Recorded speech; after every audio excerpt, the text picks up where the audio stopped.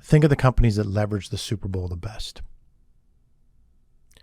Not just the multi-million-dollar ad buyers, but the smaller companies that find a way to be tied to the Super Bowl. The businesses that gain exposure and revenue from it. They've done marketing. They've defined their customers and prospective customers. They've reached out to learn from them what they think, feel, need, and want. They've listened and then developed it by tweaking existing products and offering new ones. And they've given it to them when and where they want it at a price they're willing to pay. They realize that the distribution of the product, the when, the time, the how, the channel, the price, all needs to be driven by that market research, by the trends, by the Pareto principle plus of your 80-20 and more of your current customers, of your referral sources, your feedback from your centers of influence. All of that drives pricing. All of that drives the channels you deliver in. All of that drives when and where and how your customers get their product. Bullshit. It's Super Bowl time. What does that mean to you from a marketing standpoint for your company? What takeaways might you have for your personal brand storytelling? You'll find out during this episode as I wear my Bill Belichick hoodie. It's the No BS Marketing Show. I'm Dave Mastovich, CEO and founder of Massolutions, the world's only no bullshit marketing agency. Super Bowl 55. Wow. The 55th version of the Super Bowl as a game, week, advertising showcase, and overall entertainment extravaganza. From Super Bowl I, which wasn't even called that, to today, we've seen some great, some not so great, and some downright lousy football games. But we've always seen and heard all kinds of stories. Year in and year out, that's the one thing we've always been able to count on. The early Super Bowls weren't as packed with stories as today, when the buzz begins way before the official media day and includes stories about players, their families, the team, the fans, the ads, the parties, and so much more. So many stories, so much information. And most of us tune in, watch, check out, and sometimes even read multiple stuff multiple times leading up to, during, and right after the game. Which stories stand out and why? Which ones do we remember? Well, this won't be a rundown of the greatest Super Bowl commercials of all time. I did that in a ranking back for Super Bowl 50. But it will be a breakdown of what it takes to make a great Super Bowl story and how to execute one yourself for you or your company long after the game ends. Nothing earth-shattering will come from my breakdown. In fact, some of you might think you already knew what I say here, or that it was common sense. And I'll respond with, yes, you might have known, but you weren't applying these techniques as often or as well as you could have, and common sense isn't common. Or I could use that football analogy that we've all heard, and I admit I probably use too much, when explaining that a company or a person needs to start or go back to the fundamentals or execution to achieve success.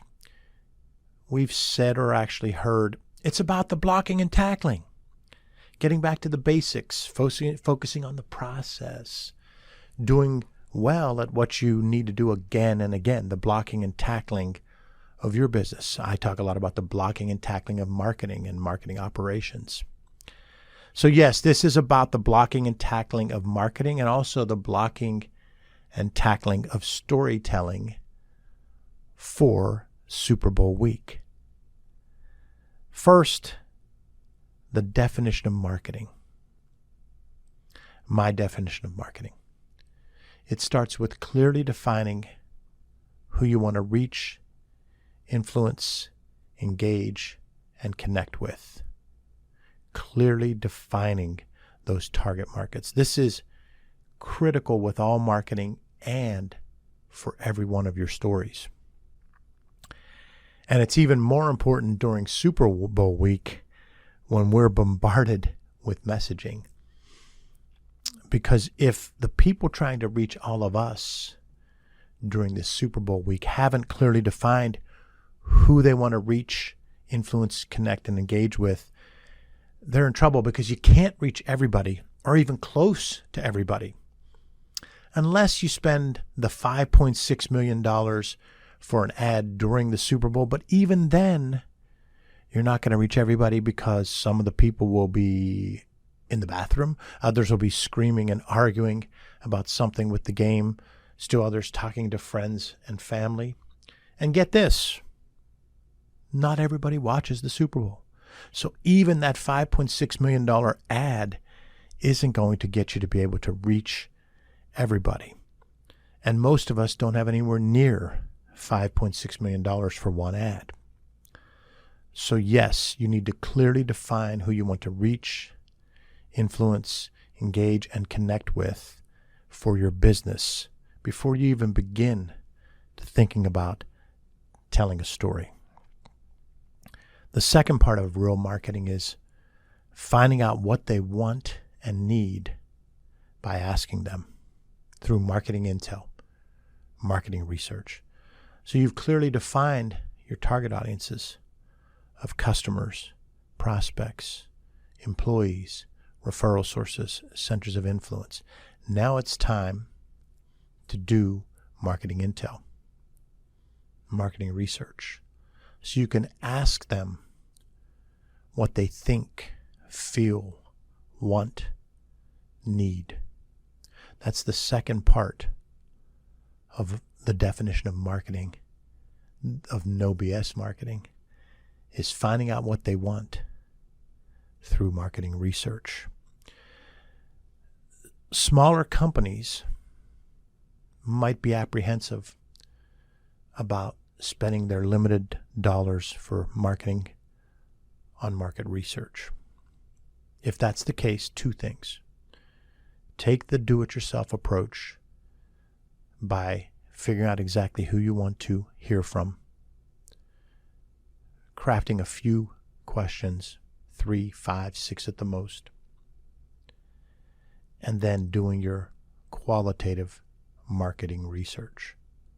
But know this, regardless of the size of your business, you're going to still need an outside person, company, asking questions, because we all tell others more than we would tell someone directly.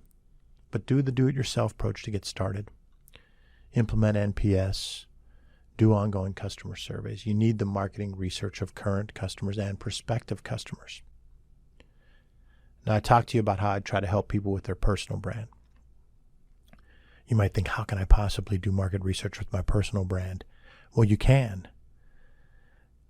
You can absolutely do qualitative marketing research on your own by taking the time to decide who you want to listen to and what you want to ask them, and then just doing it. And you can even do some quantitative marketing research for your personal brand. It's always a good thing to think about how you might ask certain open-ended questions of friends, family, people who might use your product, people who might read your content, watch your videos, and get a couple of open-ended questions, ask them again and again, and you'll be surprised how quickly you'll begin to get some trends. But then you can also even use quantitative with a more formal quick survey to people. So whether it's your personal brand or your small and medium-sized business or your large company, the first step of marketing, of real marketing, of no BS marketing, is clearly defining your target markets of who you want to reach, influence, engage, and connect with. Your second step is finding out what they want, need, think, and feel through marketing research, marketing intel. Then your third step is develop it. Develop what they told you they want and need. Listen to what they told you. Tweak your offerings, your product, your service, your content based on what you heard. So you're tweaking that product, service, or your side hustle based on what they told you because you asked, so you have to listen. And yes, this is part of marketing. And yes, every company needs to do it on an ongoing basis. Sadly, companies often think that this is an operational function or that this is a department called product development, or a small and medium-sized business might think that the leader, CEO, founder should be the one deciding what the new products, services, offerings are. You need to take into account marketing when it comes to your service offerings, your product offerings. And if you've defined the target market, and if you've reached out to them to listen to what they think, feel, want, and need, then you build the product or service through that with your marketing experts. If you don't have any on your team, or if you have a couple you think are somewhat marketing experts, retain somebody to give you marketing counsel. Hire a firm that has marketing expertise, because that's huge for your product development, your service offerings. The fourth step is then to give it to them when and where they want it at a price they're willing to pay. You've clearly defined the target audience, number one. Number two, you've reached out to them to learn what they want, need, think, and feel.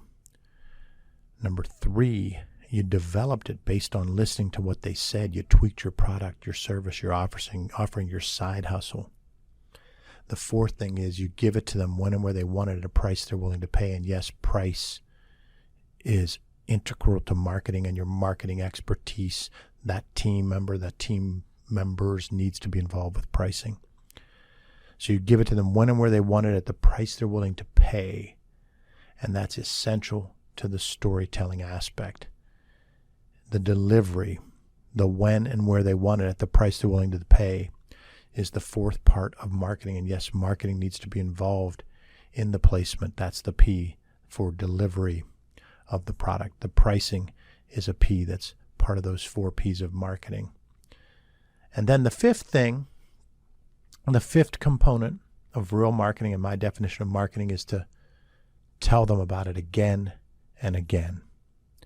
Now, this is what most people think marketing, branding, advertising, public relations, digital marketing, they think that this is that.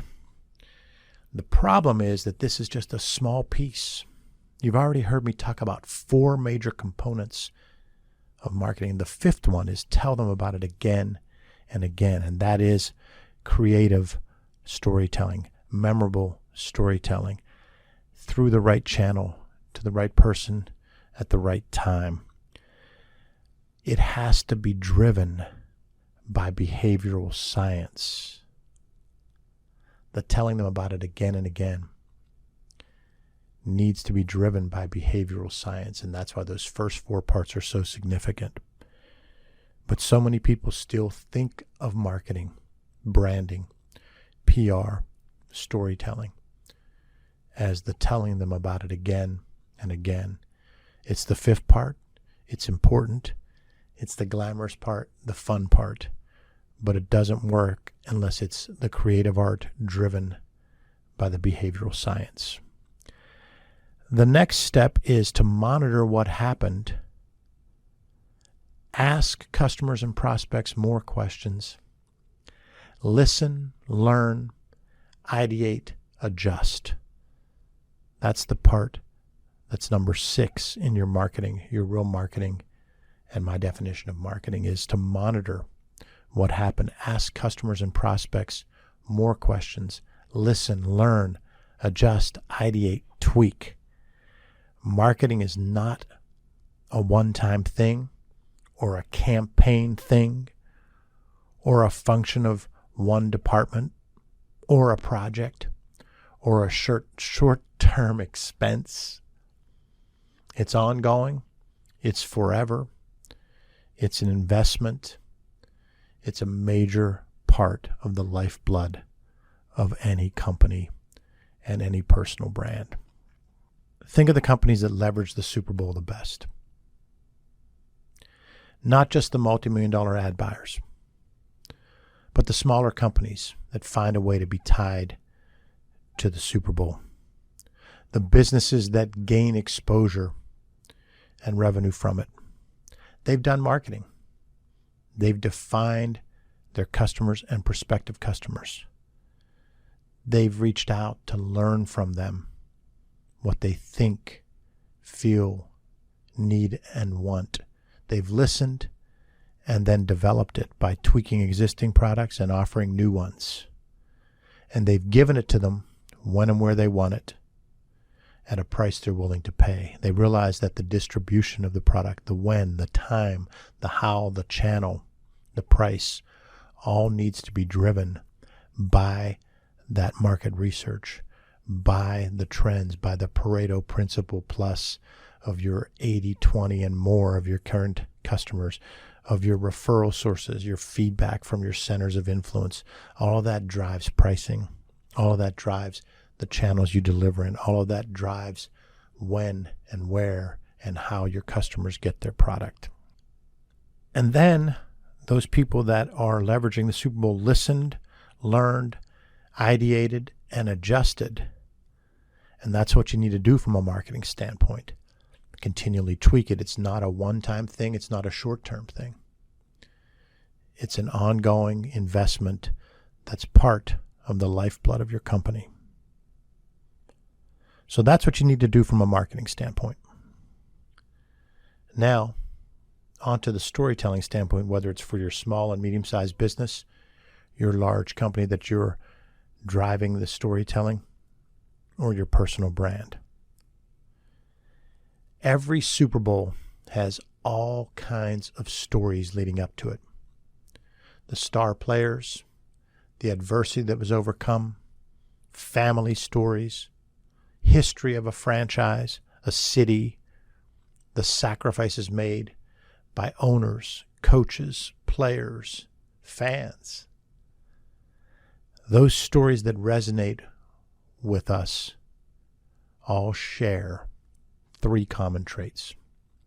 First, they focus on one big idea. And that big idea answers two why questions. Your why, or reason for being. So why am I telling this story, and why is this person who I'm telling the story about, what is their reason for being? And your customer's why, the person who's going to consume that story, that content, what's their why? What are they interested in? When you've done that and focused on the one big idea, example, read a story a day or two ago about 3 guys who have gone to every Super Bowl in person. And it told the story of how when they met at a Super Bowl 10, 15, 20 years ago, and how they become friends. And the story was about friendship. And it was about consistency and meaning, and how these 3 people were tied together by this one thing. And the one big idea was that they consistently went to this one event year after year after year. And it became a major part of their life because it talked about how that was their example of how consistent they were, how dedicated they were, and how much they could be committed to something and also enjoy it. So that story was focusing on one big idea. But there are stories throughout the week that achieve this. Some are about human interest. Some are about diversity. Some are about adversity. Some are about family. But they come in with that one big idea. The second common trait is they're memorable because they make an emotional impact. I liked one of the ads that I looked in my preview of the ads that was from Doritos. And it was probably, I was probably a big part of the target. I'm guessing the target was people 35 and older. And what it was it had Marshawn Lynch opening it up similar to the commercials they did throughout the year for Doritos and the NFL.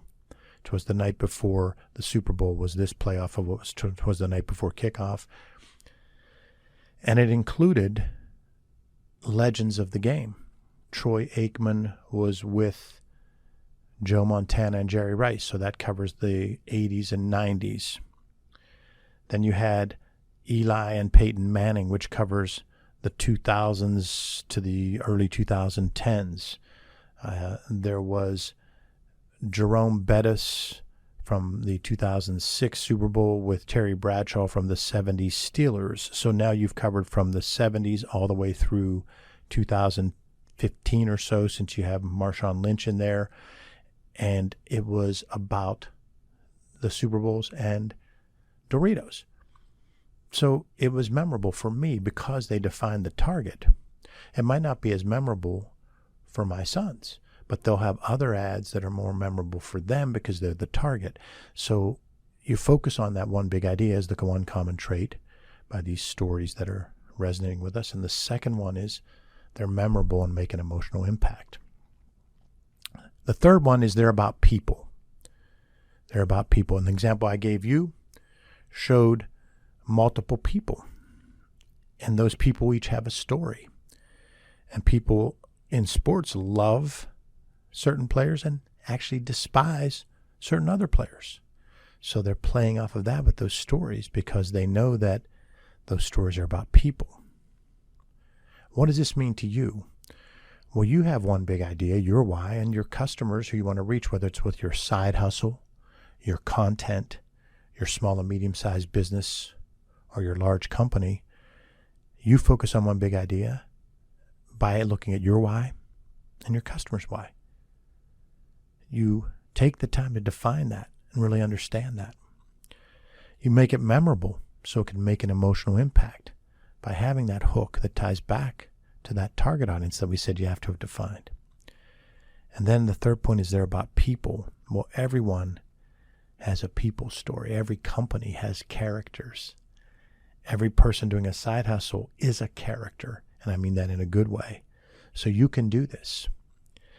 You can make a big impact on your target audiences if you do real marketing and make your stories share those three common traits.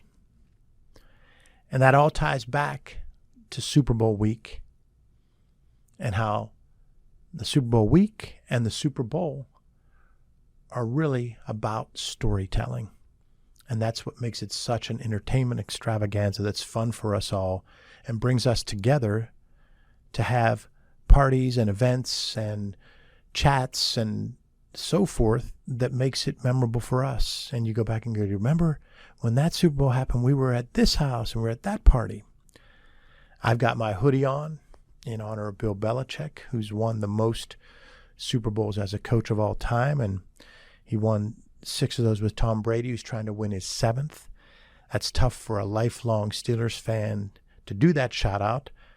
But I love and respect greatness. And Bill Belichick is great. Tom Brady's great. They've got 6 Super Bowls. The Steelers are a great organization with 6 Super Bowls. The Super Bowl also features the amazing and exciting Patrick Mahomes, who is on a torrid pace to possibly become that greatest quarterback of all time. But it also features a bunch of other stories that focus on one big idea that make a memorable impact and that are about people. It wouldn't be Super Bowl week if that weren't the case. Thanks for listening to another episode of the No BS Marketing Show, recorded in our studios in bold, beautiful downtown Pittsburgh, Pennsylvania. Remember, ask yourself, what's the big idea? And build your story around the answer. It's all about bold solutions, no BS.